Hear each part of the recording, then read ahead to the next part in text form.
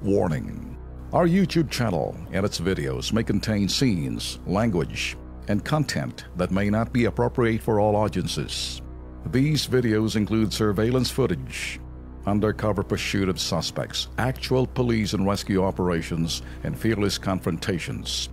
If you do not approve of the content, please do not watch our videos.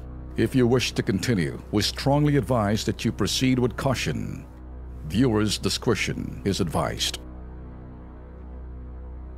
Aktuhan ho ng Kilos Pronto. Mga ka-KP, kung maalala nyo po, ilang beses na ho namin kinatok ang pamahalaan pong lungsod na Maynila. Di ba, Ben? Ilang beses? Knock-knock, hoy gising, Hindi ko alam kung wala eh. matapos ng pagka-presidente ko, mayor ako, wala pa rin nangyari. Pinukaw na ho natin yan. Ito po'y tungkol sa illegal na U-turn slot dyan po sa P. Burgos. Pero tila bungol ba? Sa Bisaya pa, bungol, di makadungog. Ang government official po dyan. Ito, panoorin nyo, dahil may nadisgrasya na pala dyan. Nako. Diba?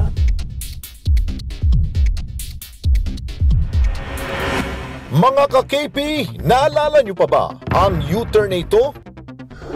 Ilang beses na naming pinukaw ang lokal na pamahalaan dahil maaari itong maging sanhi ng disgrasya.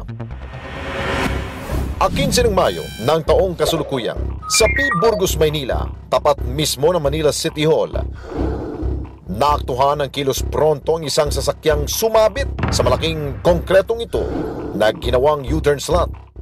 Kitang-kita na hindi na makaabante ang sasakyan kung hindi pa pinagtulungan ng mga lalaking nakatambay na buhatin ang malaking harang na ito ay hindi makakausad ang sasakyan. Manila City Government, huwag kayong patay malisya at ituwid na ang mali. Ilang beses namin pinukaw ang illegal na U-turn slot na yan pero wala kayong aksyong ginagawa. At sa mga motorista nating pasaway, huwag maging tamad. Sa tamang U-turn slot kayo dumaan. Sa susunod, hindi lang ganyan ang aabutin ninyong disgrasya. Ay, nako, panawag. Alam niya may kasalanan dyan, Tolben, paring Alex. Yes. Yung Manila Traffic and Parking Bureau. Ay, nako.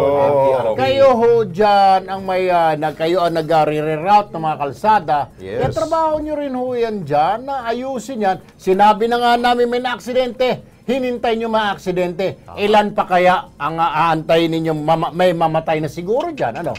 Ako naman, Tol Erwin, tsaka Alex, ito, nangyaring isang bagay na hindi dapat mangyari sa inyong kapabayaan na kinakailan habulin na kayo ng mga aksidente o di kaya yung taong bayan na mismo. Ikaw naman, Mayor President Erap, dati. Ikaw ba'y okay pa? Okay, kasi parang ang mga tao mong titigas na parang walang respeto sa iyo. Ako'y nananawagan sa iyo, Mayor Erap.